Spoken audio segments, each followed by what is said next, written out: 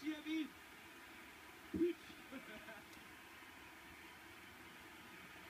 Niklas Bentner med forarbejdet er altså også fremragende. Ja, Christian Eriksen, ja. Christian Eriksen, Og Mundeli. ja, det Godt træk det der. Og igen ser vi ham. Fjerneste stolpe, der kommer han så ind. På samme måde. Til venstre for Buffon. Sikke en historie. Ja, det er helt bedste.